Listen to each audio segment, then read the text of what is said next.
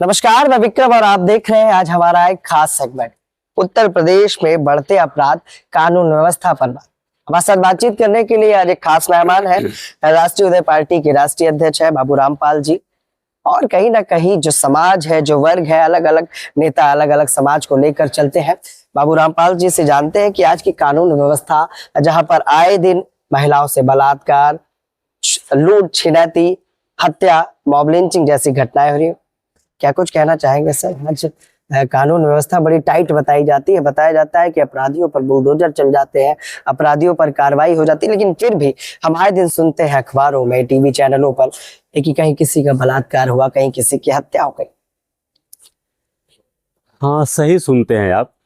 कानून व्यवस्था भी टाइट है और बुलडोजर भी चल रहा है। और लेकिन बुलडोजर भी जाति देख करके चल रहा है। कानून व्यवस्था भी जाति देख करके लागू हो रहा है। आप देख रहे हैं, अगर भारतीय जनता पार्टी सत्ता पक्ष के लोगों के द्वारा अगर अपराध और अत्याचार अन्याय किया जाता है तो बुलडोजर पंचर हो जाता है, कानून व्यवस्था पूरी तरह से निष्क्रिय हो जाता है। ये मतलब कहाँ का उदाहरण दे रहे हैं आप? अगर कहाँ देखा गया? अगर अन्य के द्वारा जी अगर अत्याचार अन्याय होता है तो बुलडोजर की स्पीड बढ़ जाती है और कानून व्यवस्था चुस्त और दुरुस्त हो जाती है। जैसे जैसे एकदम ताजा घटना है, पिछड़ा समाज की नाबालिग बेटी का अपहरण कह लें या गुमशुदगी कह लें या बहला फुसला करके या डरा धमका करके किसी भी तरह से 25 अगस्त को सुबह में बिटिया कोचिंग को लिए जाती है और अब तक आज 26 अक्टूबर चल रहा है। कहाँ की घटना बता रहे हैं? और अब तक बेटी का कोई अता पता नहीं है। घटना है कन्नौज जिले की और बिशनगढ़ थाना क्षेत्र की घटना है। तो पुलिस तो कार्रवाई कर रही होगी ना, मुकदमा दर्ज किया होगा, ढूंढ रही होगी आरोपी को कि मुकदमा दर्ज, अगर पीड़ित परिवार नामजद मुकदमा दर्ज कराने के लिए तहरीर देता है, लेकिन मुकदमा अज्ञात में दर्ज होता है और 2 महीने से ज्यादा समय होने के बाद अभी बेटी का कोई अता पता नहीं है और अपराधी चूंकि भारतीय जनता पार्टी से जुड़ा हुआ है और वह यह भी कह रहा है कि हाँ पार्टी से जुड़ा है, मतलब ऐसा क्या है, कौन से पद पे? बिल्कुल, पार्टी सत्ता जुड़ा हुआ मतलब पद से है। आदमी पद पे ही तभी जुड़ा हुआ ऐसा नहीं होता है जी। हाँ, उसके ढेर जुड़ने के माध्यम है। और वह कह भी रहा है, कबूल भी कर रहा है कि हाँ बेटी से हमारा 2 साल पहले से बातचीत है और यहाँ तक कि एक अन्य बेटी का भी नाम ले रहा है कि उससे मेरी बातचीत है। उसके बाद भी शासन प्रशासन उस पर कोई एक्शन नहीं ले रहा है। लेकिन हमारे समाज में ऐसे रीति रिवाज परंपरा है, क्योंकि हम लोग गांव देहात से रहने वाले लोग हैं।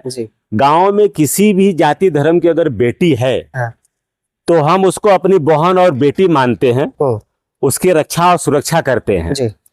और यह व्यक्ति जिसपे कि पीड़ित परिवार आरोप लगा रहा है, नामजद रिपोर्ट दर्ज करा रहा है, नामजद रिपोर्ट नहीं दर्ज होती है, वह व्यक्ति स्वतः स्वीकार कर रहा है कि हाँ हमारी 2 साल से बातचीत है।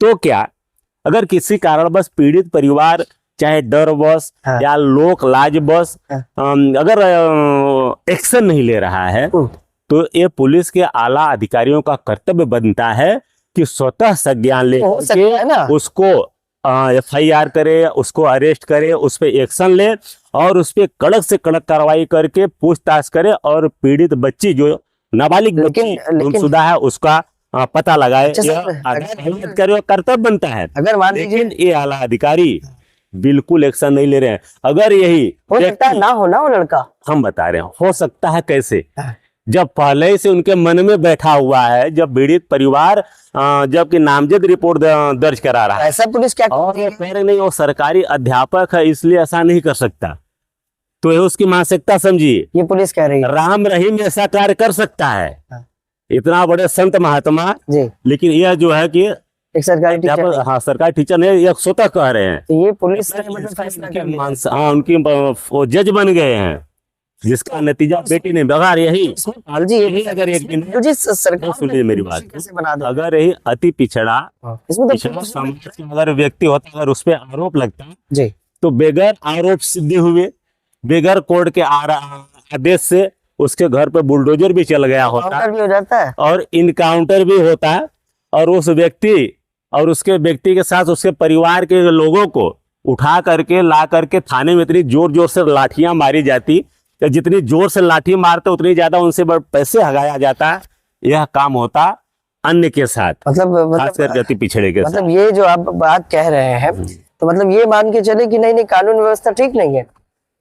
देखिए अभी कोई छेड़छाड़ कर देता है, देखिए कोई छेड़छाड़ कर देता है, अगर कानून आज के समय में व्यवस्था सत्ताधारी लोगों के लिए बढ़िया चल रहा है, अन्य के लिए एकदम घटिया चल रहा है। उसमें से भी खास करके ओबीसी समाज के लिए एकदम ही घटिया चल रहा है कानून व्यवस्था। आए दिन अभी हरदोई में एक बेटी, नाबालिग बेटी के साथ दिन दहाड़े 4-4:30 बजे घर के 200 मीटर पे घास लेने के लिए बेटी निकली थी।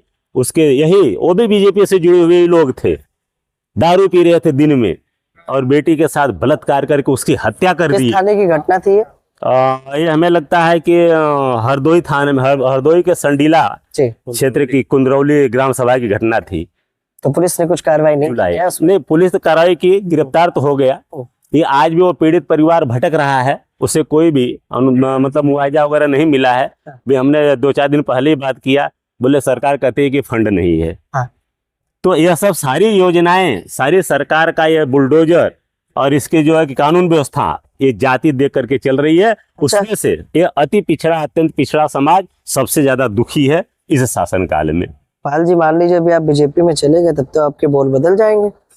देखिए हमने पार्टी जो बनाई है राष्ट्र पार्टी, शासन सत्ता में जाना हमारा उद्देश्य। 27 में चुनाव आया, गठबंधन हमारे लोगों को केवल सुरक्षा चाहिए। मतलब हमारे लोगों के साथ सबसे ज्यादा अगर अत्याचार अन्याय किसी के साथ हो रहा है तो हमारे पशुपालकों के साथ हो रहा है। आए दिन इनके पशुओं की चोरी, पशुपालकों की हत्याएं और बहन बेटियों के साथ जुर्म जाति अत्याचार अन्याय आए दिन हो रहा है। ये धनगर समाज पाल समाज, धनगर समाज के साथ साथ अन्य और भी जो समाज है। अभी बिंद समाज के व्यक्ति का एक शाहगंज में 4-6 दिन पहले थाने में मार करके हत्या कर करके लटका दी गई, और पुलिस प्रशासन द्वारा कहा जा रहा है कि सुसाइड कर लिया। तीसरा सुसाइड, हाँ कहा जा रहा है, जो कि मार के लटकाया गया, ऐसा परिवार का आरोप है। तो अति पिछड़ा, अत्यंत पिछड़ा जो समाज है, इनके साथ हो सब मजबूती के साथ हो रहा है। तो यह सरकार जो है जाति देख करके एक्शन ले रही है। व्यवस्थाएं जो चल रही जाति देख के चली, जिसका नतीजा कि आज तक ये पीड़ित परिवार आ जाया। हमसे कई बार बुरा किया, हमने जा करके एसपी कन्नौज से ही मिला था, 3 दिन का समय लिए। क्या आश्वासन परिवार डीएम के पास भी गया और 1 हफ्ते का समय लिए। साथ क्या बोले थे? 3 दिन का समय लिए थे, 3 दिन का समय दो। भैया समय ले रहे हो, लेकिन उस बेटी के साथ जिसकी बेटी 2 महीने से उसका पता न हो, उसकी आत्मा से पूछिए कि उसकी आत्मा क्या गुजरी। उसे न दाना निकल लग रहा है, न पानी निकल रहा है, उसके नींद आ रही है, एक एक पल उसके लिए भारी पड़ रहा है। और गरीब परिवार है, दिन रात भाग रहा है किसी तरह की उसकी बेटी हमें मिल जाए। मतलब कानून व्यवस्था दुरुस्त नहीं है आपके मुताबिक? बिल्कुल कानून व्यवस्था पूरी तरह से बिगड़ी हुई है और पूरी तरीके से एकदम पक्षपात रवैया में कानून व्यवस्था चल रहा है, जिसका निंदा राष्ट्र पार्टी कर रही है। मुख्यमंत्री जी तो पक्षपात नहीं करते ना, योगी जी तो एक्शन लेते हैं सब पे। अगर एक्शन लेते तो यह नतीजा नहीं होता। अगर वो व्यक्ति, जिस व्यक्ति के नाम पे एफआईआर नामजद की गई है जी, वही व्यक्ति अगर अति पिछड़ा समाज या अन्य समाज से होता तो मुकदमा हो जाए, तो उसको मुकदमा क्या, उसको बिगैर मुकदमा इतनी लाठियां पड़ती, को झूठ में कबूलता। सत्य तो अलग विषय है, दूसरा 10 नाम लेता, फिर बाद में जो है कि विवेचना होती, बाद में जो है कि छानबीन होता तो ओरिजिनल अपराधी आता। लेकिन यहाँ चूंकि बीजेपी से जुड़ा हुआ है, इसलिए उस पर कोई कार्रवाई नहीं। थाना प्रभारी स्वतः कह दे रहा नहीं, वो अध्यापक है, नहीं कर सकता। लेकिन अध्यापक स्वतः कबूल कर रहा नहीं, हमारी कबूल कर रहा कि 2 महीने से बातचीत है, तो उसको 10 लाठी मारो, नालायक को पूछो बातचीत क्या है, तुम्हारी बातचीत है, ठीक है सर, और स्वतः संज्ञान में लेकर के उसको एफआईआर दर्ज होनी चाहिए। और दूसरी और एक बेटी का नाम लेकर उस बेटी को ही बदनाम करने का काम कर रहा है, उस बेटी का भी जीवन है, उसकी भी शादी विवाह करनी है भविष्य में, वह बेटी को भी नाम लेकर के भाई उससे मेरी बातचीत है, उसे ही बदनाम कर रहा है। इस बेटी से भी कह रहा है 2 साल से बातचीत है, तो और इसकी तो गुम ही कर दिया है।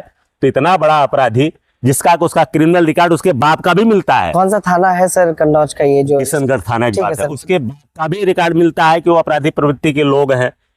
तो इस तरीके से पूरी तरीके से कानून व्यवस्था बिगड़ी हुई है, जिसका नतीजा है कि परिवार दर दर भटक रहा है और कोई सुनने वाला नहीं है। हम तो जितना ही सत्ता पक्ष पे आरोप मेरा है, उतनी हमारा आरोप विपक्ष में भी है। समाजवादी पार्टी विपक्ष की सभी पार्टी है, और माननीय अखिलेश यादव जी का लोकसभा क्षेत्र है कन्नौज, बिल्कुल कन्नौज लोकसभा क्षेत्र है। और अहिर गडरिया भाई भाई की बात करके वोट लेते हैं, और आज एक नाबालिग बच्ची लापता है, तो अखिलेश यादव जी को भी खोज खबर नहीं है कि जाकर के उससे पता करें और उससे सुन ले। जिससे भी परिवार मिला भी, अपना आवेदन भी दिया, उनसे गुहार भी लगाया, उनके प्रदेश अध्यक्ष का एक लेटर भी जारी हुआ। लेकिन अगर यही घटना उनकी अगर समाज की होती, वह भी अपनी जाति देख करके वो भी काम कर रहे हैं। देखे होंगे एक इनकाउंटर हुई थी मयंक यादव की, मंगेश यादव की, खूब मीडिया सोशल मीडिया में चला, खूब दर्द हुआ। उसके बाद उसी की भेंट एक सिंह साहब चढ़ गया बेचारा, उसका भी इनकाउंटर हो गया उन्नाव में। लेकिन फिर भी अगर देखिए अन्य समाज के FIR दर्ज है, इनकाउंटर होगा, और सत्ता से जुड़ा व्यक्ति पर अगर 40 है तो भी समर्पण होगा। तो कभी भविष्य में यह दोनों के लड़ाई में भविष्य में कभी ज्यादा मुकदमे आप पे हो गए तो भाजपा ज्वाइन कर लेंगे क्या? ये बात देखिए, भाजपा ज्वाइन करना, आज हमारी लड़ाई हमारे लोगों के हक अधिकार मान सम्मान सुधार और सुरक्षा की है। चलिए, हमें हमारे लोगों को हम नहीं कहते नौकरी दीजिए, हमारे लोगों को खाली रोजगार सुरक्षित कर। सर से बात करने के लिए नौकरी देने वाले बने, हम ये चाहते हैं। चलिए सर, बात करने के लिए बहुत बहुत धन्यवाद। ये थे अबासत बाबू रामपाल, जिन्होंने कहा कि लॉ एंड व्यवस्था, कानून व्यवस्था पूरी तरह से ध्वस्त है। हकीकत क्या है ये तो उत्तर प्रदेश की जनता ही बताएगी। हम बात करने आए थे आज बाबू रामपाल से, और कहीं ना कहीं जो इनके समाज के कुछ लोग हैं जो आज उत्तर प्रदेश के मुख्यमंत्री योगी आदित्यनाथ से भी मिलने आए। कन्नौज थाने का पूरा मामला है, और कहीं ना कहीं इस पूरे घटनाक्रम में पुलिस की लापरवाही सामने आ रही। पीड़ित परिवार ने भी योगी जी से गुहार लगाई है कि इस मामले पर कड़ी से कड़ी कार्यवाही हो, लेकिन पुलिस की हिलाहवाली सामने आ रही। कानून व्यवस्था पर आपकी क्या राय है? और जहां पर हम देखते हैं कि अपराधियों का एनकाउंटर हो रहा है, अपराधियों के घर पर बुलडोजर चल रहा है, तो आखिर जो राष्ट्रीय उदय पार्टी के राष्ट्रीय अध्यक्ष का आरोप है, इस पर क्या कुछ कहना है? नमस्कार।